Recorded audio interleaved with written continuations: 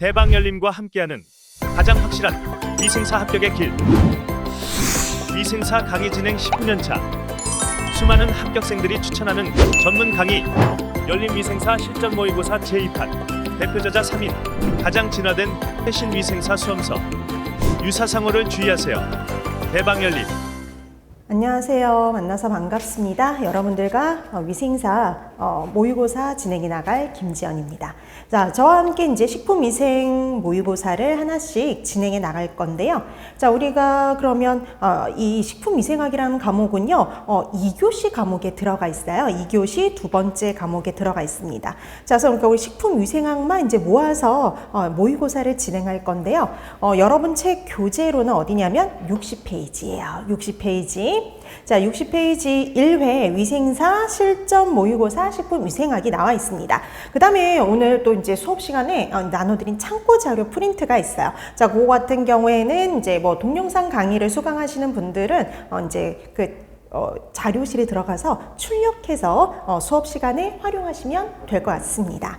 자, 그럼 그 참고 자료 1페이지에 보면 우리 본격적으로 들어가기 전에 출제 경향에 관해서 되게 간단하게 이렇게 좀 설명해 놨죠. 그래서 우리가 조금 시간이 조금 빡빡한 관계로 대부분은 이제 그 판서기보다는 이제 프린트로 이렇게 좀 나눠드리는 것들이 좀 있는데요. 그래서 요거 프린트물을 잘 활용해 주시면 될 것 같습니다.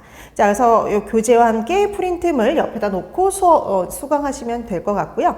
그다음에 모의고사 이제 들어가기 전에 출제 경향 그냥 간단히 보면, 자, 이 필기의 식품위생은 2교시 두 번째 과목에 들어가 있는데 40문항으로 구성이 되어 있죠. 근데 그 구성 중에 크게 보면은 7개 파트로 나눠져 있습니다. 그래서 우리가 식품위생의 개요 파트에서는 2문제 내지 4문제가량 출제가 되는데, 보통은 여태까지는 계속 2문제였는데 작년에만 여기서 4문제가 나왔어요. 그럼 여기가 4문제 나오면 어딘가는 줄었겠죠. 그 줄은 게 바로 식품과 미생물 파트입니다.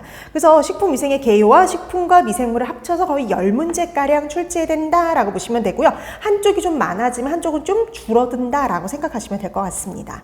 그 다음에 식중독이 제일 많이 나오는 곳이에요. 그래서 한 평균 15문제 정도가 출제된다라고 보시면 되는데, 그 중에서도 뭐 세균성, 바이러스성, 뭐 화학성, 자연독, 곰팡이독 이런 식으로 나눴을 때 세균성 식중독에서 가장 많은 분량이 출제가 돼요. 우리가 뭐 한 15문제 중에 적으면 5문제지만 많게는 8문제까지 식중독 파트, 세균성 식중독에서 출제가 되다 보니까요, 제일 많은 분량을 차지하고 있다라고 보시면 됩니다. 그리고 이제 그 외의 거는 이제 2문제 내지 5문제 그 사이에서 출제가 돼요.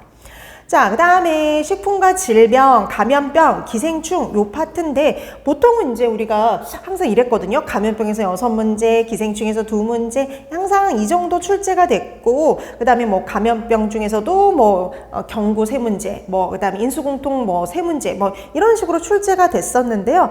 근데 특이하게 이제 이번에는 이 감염병에서 5문제, 기생충에서 3문제. 그래서 기생충이 올해 작년에는 좀 3문제 가량이 출제가 됐어요. 감염병도 계속 내다 보니까 문제가 이렇게 좀 이렇게 중복돼서 나오는 경우에는 약간 뭔가를 하나 줄이고 뭐 이제 다른 곳을 이렇게 늘리기도 이렇게도 하기도 합니다. 그러니까 항상 감염병과 기생충 합쳐서 8문제, 비율은 상황에 따라서 약간씩 달라질 수는 있다라고 참고해 두시면 될 것 같습니다. 자, 그러고 그다음에 식품 첨가물에서 4문제 항상, 그다음에 GMO하고 방사선 조사에서는요, 둘 중에 한 문제만 출제가 됩니다. GMO가 나오면 방사선 조사는 안 나오고요. 방사선 조사가 나오면 GMO가 안 나와요. 한 문제만 나오니까. 그 다음에 해썹에서는 항상 2문제 가량, 2문제가 출제된다라고 보시면 돼요. 그래서 분량은 작지만 되게 중요한 파트입니다. 그 다음에 실기 같은 경우에 3교시에 식품위생 실기가 들어가 있는데, 항상 14문항이 출제가 되고요. 항상 문제 번호는 항상 일정해요. 15번부터 28번까지가 식품 위생과 관련된 문제입니다. 그래서 우리 그 앞에는 이제 환경보건과 관련된 실기 문제가 나오고요. 그 다음에 식품 위생 다음에는 위생곤충과 관련된 실기 문제가 출제가 되어서 딱 이 중간에 끼어 있는 게 바로 식품위생 문제라고 보시면 됩니다.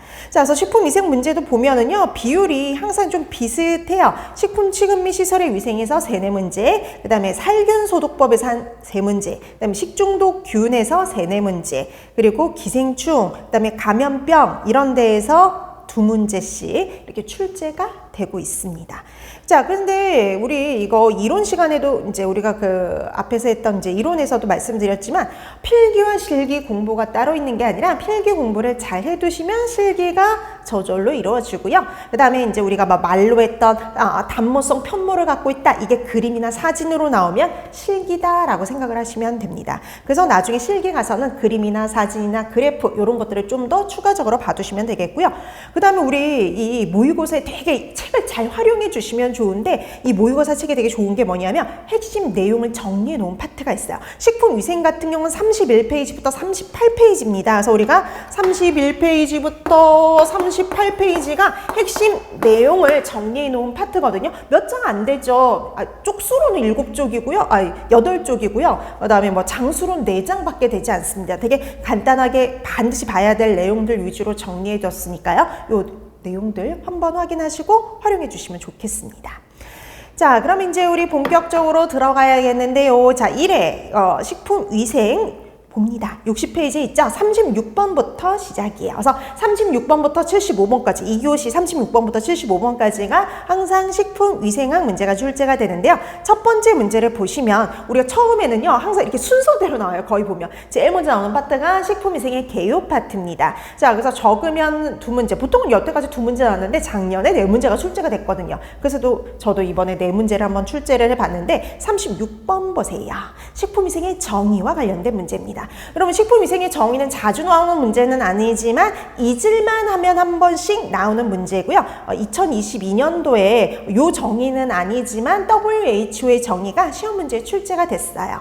자, 그래서 여러분 정의는 2가지를 알아두시면 됩니다. 식품위생법에 나와 있는 식품위생의 정의와 WHO의 정의를 파악해 두시면 되는데요. 문제는 가로 안에 들어갈 용어를 쓰는 겁니다. 자, 식품위생법에서 식품위생이란요. 식품, 그 다음에 기구 또는 용기, 그리고 뭐를 대상으로 하는 음식에 관한 위생이다. 그래서 우리나라 식품위생법에 뭐가 잘 정리가 되어 있냐면요. 식품위생의 대상이 잘 정리가 되어 있습니다. 그럼 식품뿐만 아니라 식품이 들어가는 첨가물, 그리고 기구, 용기, 그리고 마지막 식품을 포장을 하죠. 포장까지가 다 대상이 되죠. 그래서 답은 5번이에요. 답 찾는 건 어렵지 않는데 이 정의는 다시 한번 확인해 두세요. 이거는 우리 바로 이제 정의가 바로 나오진 않겠지만 또 한 번 나올 가능성이 높은 문제입니다. 자, 그 다음에 또 하나의 정의 알아두실 필요 있죠? 오늘 나눠드렸던 프린트 1페이지에 보면 WHO의 정의가 나와 있는데 여기도 여기서 이제 가로놓기가 작년에 나왔는데 한번 보세요. 식품의 생육, 생산, 제조로부터 최종적으로 인간이 섭취하기까지 처음부터 끝까지 다 이르는 모든 단계에서요. 식품의 안전성, 건전성, 완전 무결성을 확보하기 위한 모든 수단이다. 바로 이제 안전성, 건전성, 완전 무결성 중에 하나가 가로 쳐서 거기 들어갈 말은 용어는 이렇게 해서 출제가 됐었거든요. 그래서 안전성, 건전성, 완전 무결성을 확보하기 위한 모든 수단, 그게 바로 포인트가 되는 거죠. 자, 그래서 이렇게 정의는 식품위생의 정의와 그리고 WHO의 정의 2가지 파악해 두시면 되겠습니다. 그리고 참고적으로 하나 더 말씀드리자면 이 식품위생이라는 단어를 처음 쓴 사람은 장자였어요. 그것도 옛날에 한번 나왔던 시험 문제니까 한번 참고적으로 봐두시면 될 것 같습니다. 자, 그 다음에 37번. 자, 이 외인성 유해 요인을 찾아라. 우리 단골 문제 중에 하나라 보시면 돼요. 그러니까 이게 어떨 땐 내인성이 나오기도 하고 어떨 땐 유기성이 나오기도 하는데 우리가 보통 내인성 그럼 식품 자체에 외인성 그럼 외부로부터 그다음 유기성은 중간에 생성되는 물질을 말을 하는 건데요. 이거 구분하는 문제 잘 출제가 됩니다. 정말 잘 나오는 단골 문제예요. 그러니까 외인성은 외부로부터 온 거잖아요. 외부로부터 온 거 4번에 있는 유해 중금속이 되겠죠. 그러면 나머지 보기 보세요. 1번에 있는 벤조피렌이라든지 5번에 있는 니트로사민 요거는 유기성 유해 요인에 해당이 되고요. 그 다음에 2번과 3번 버섯독하고 식이성 알레르겐은요. 원래 식품 자체에 있는 내인성 유해 요인이 되죠.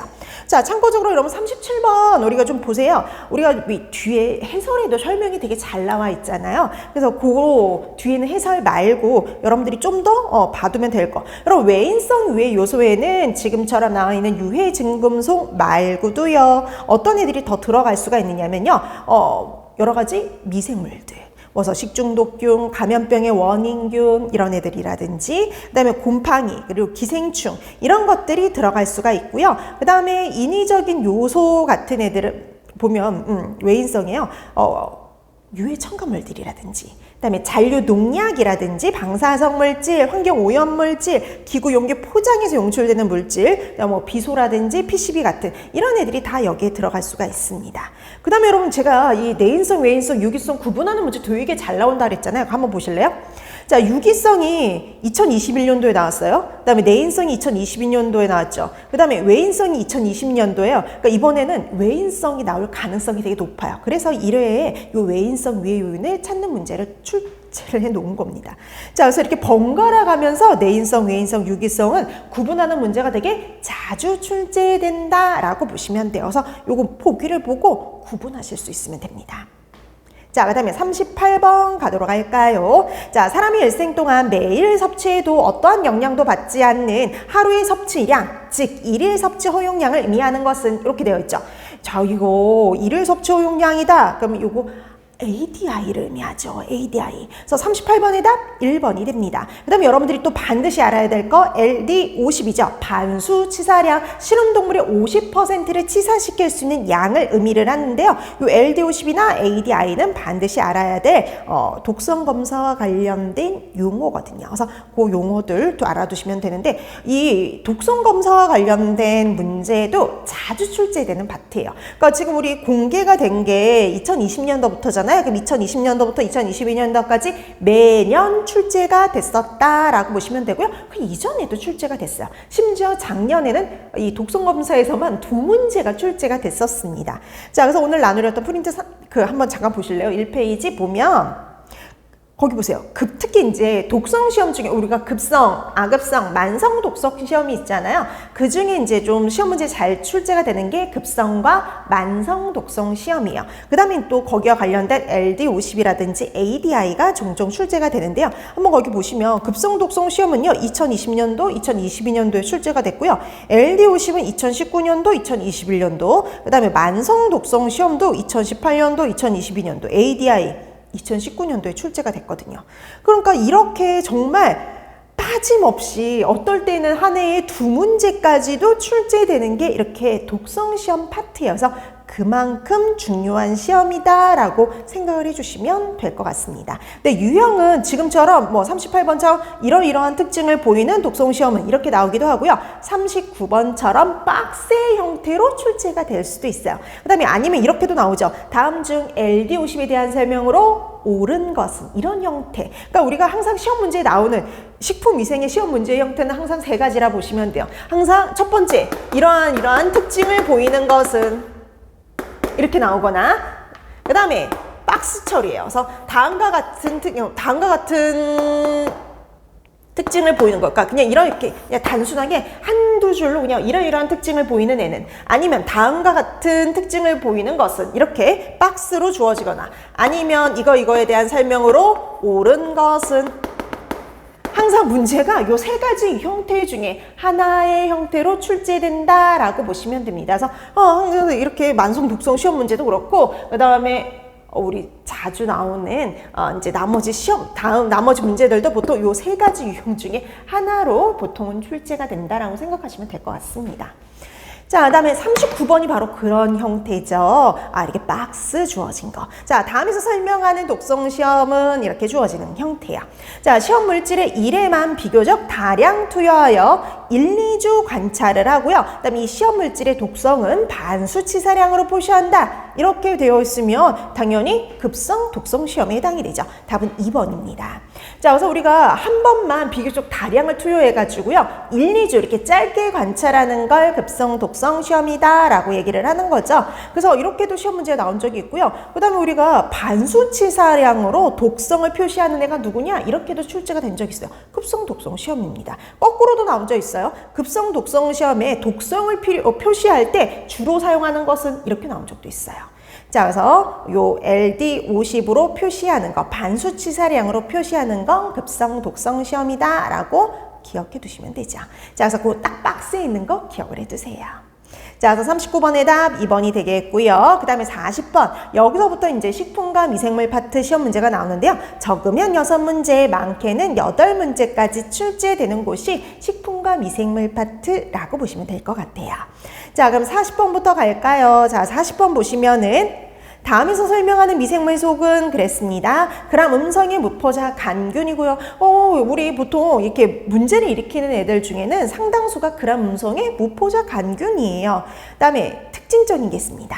단백질과 유지 분해력이 강하고요. 저온균으로 냉장 보관 중인 육류, 근데 육류뿐만 아니죠. 육류, 우유, 채소 이런 데에 부패에 다 두루두루 관여하는 거 이렇게 보시면 돼요. 그래서 저온에서 증식 가능한 저온균이어서요. 냉장 보관 중인 식품을 부패에 관여한다라고 하면 하나밖에 없죠. 슈도모나스 속입니다. 보기 중에. 그래서 40번의 답 3번이 되죠. 슈도모나스 속이라고 보시면 돼요. 그 다음에 여러분 이 슈도모나스 속과 관련해서 또 한 가지 특징은 우유의 색깔 변폐와 관련이 있었죠. 그래서 우유가 황색이라든지 청색이라든지 녹색으로 이렇게 변폐되는 게 바로 이 슈도모나스 때문이었어요. 자, 그래서 40번의 답 3번이 되죠.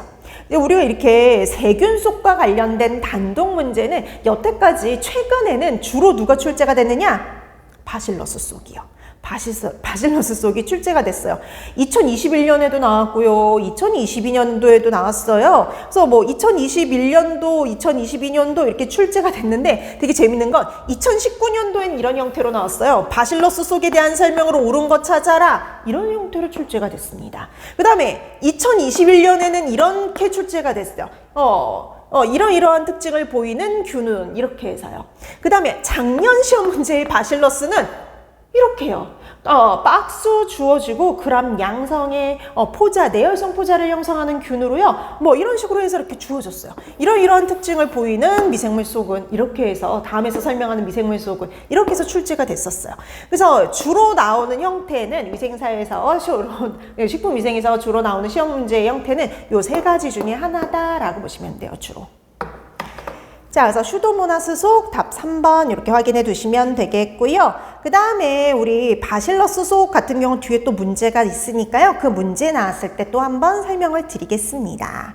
자, 그 다음에 우리 2번과 4번 균을 좀 봐주실래요? 우리가 균 이름 읽는 연습을 좀 해두시면 또 이렇게 도움이 되는데 마이크로코코스, 스트랩토코커스 둘 다 특징이 있어요. 뒤에 뭐로 끝나냐면 코커스 이렇게 끝나죠. 여러분 이거 기억나시나요? 코커스 이렇게 끝나면 얘네들 구균이다 라고 했었죠. 얘네들 구균입니다. 자, 그래서 이렇게 코커스라고 끝나면 이 균은 구균, 땡글땡글한 균이구나. 요 정도 파악해 두실 수 있으면 돼요. 자, 그래서 40번의 답 3번이었고요. 그 다음에 41번 갑니다. 식품 미생물 중 곰팡이는 그랬네요. 자, 여러분 이 곰팡이 되게 별거 아닐 것 같은데 이런 거 구분하는 문제 나와요. 다음 중에 세균 찾아라.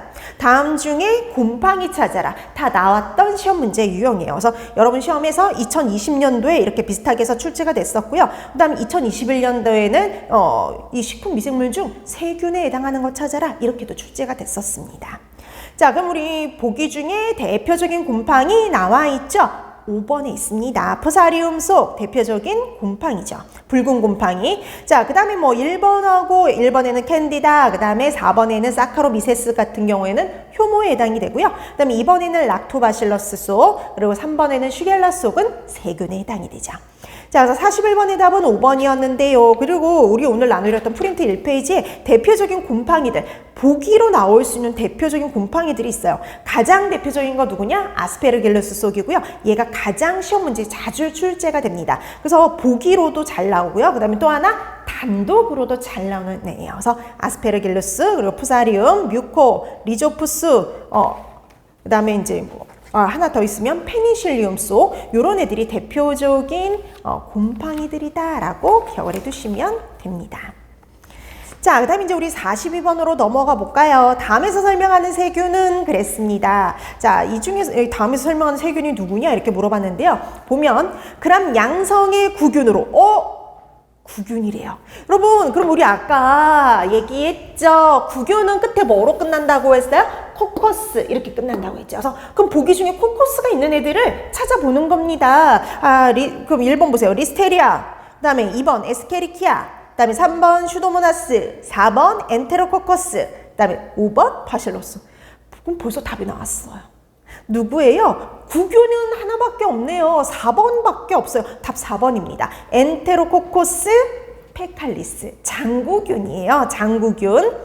자, 답은 4번인데 나머지 것도 한번 보실래요? 그람 양성의 구균으로 사람이나 동물의 분변에서 검출이 되고요. 그다음에 동결에 대한 저항성이 크기 때문에 우리가 냉동식품의 오염 지표균으로 활용하는 거 바로 누구였어요? 장구균이었잖아요. 자, 그래서 냉동식품의 분변 오염 지표균 찾아라. 이렇게 중요한 문제가 출제가 될 수 있죠. 그러니까 그러니까 공개가 되고 나서는 대장균만 출제가 됐어요. 우리가 일반 식품의 분변 오염 지표균 찾으라는 대장균만 출제가 됐는데 장구균도 이제 나올 가능성이 있죠. 이제 나올 가능성이 점점 더 커지거든요. 그래서 이 장구균도 꼭 기억해 두십시오. 동결에 대한 저항성에 거서 냉동식품이 분변 오염 지표가 되는 균, 장구균. 우리말로 하면 장구균이고요.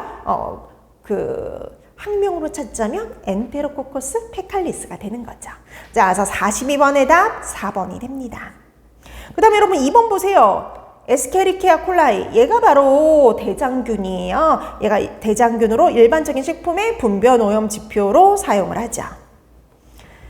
자, 42번의 답 4번이었고요. 그 다음에 43번 보도록 할게요. 자, 식품의 변질 중 변폐에 해당하는 것은 우리 용어인데 이거 세 가지, 크게 보면 네 가지죠. 부패, 변폐, 산폐, 그리고 이거하고 좀 성격이 다른 발효까지 해서 이 네 가지 단어를 구분해 두시면 됩니다. 어떤 성분이 변하느냐 요거에 따라서인데요. 자, 이 발효 같은 경우에는 탄수화물이 미생물의 작용에 의해서 분해되어서요. 사람에게 유용한 알코올, 유기산 이런 것들이 만들어지는 건 발효였고요. 먹을 수 없는 건 부패, 변폐, 산폐였는데요. 어떤 성분이 변하느냐에 따라서 틀리죠. 자, 변폐에 해당하는 것 찾아라 2번이죠. 탄수화물이 변질된 거라고 보시면 됩니다. 그래서 탄수화물이 미생물의 작용에 의해서 분해되어서 비성장적인 맛과 냄새가 나는 현상을 우리가 변폐라고 얘기를 하죠.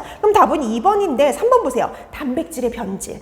단백질이 미생물의 작용에 의해서요. 현기적인 조건에서 분해되어가지고 미생물에 의해서 분해되어서 먹을 수 없는 상태가 되는 거. 그게 바로 부패였죠. 그래서 3번에 단백질의 변질은요, 부패에 해당이 됩니다. 그 다음에 5번에 지방이 산화하는 건 산패죠. 그래서 여러분 이거 용어 되게 별거 아닌 것 같은데 시험 문제 잊을만 하면 한 번씩 나와요. 2021년에는 산패 물어봤고요. 작년에는 부패 물어보는 문제가 나왔어요. 그럼 남는 건 변패죠. 그래서 변패, 그리고 부패, 산패 세 가지 구분해 두시면 됩니다. 자, 그래서 문제에서는 변패를 물어봤으니까요. 답은 2번이 되는 거죠.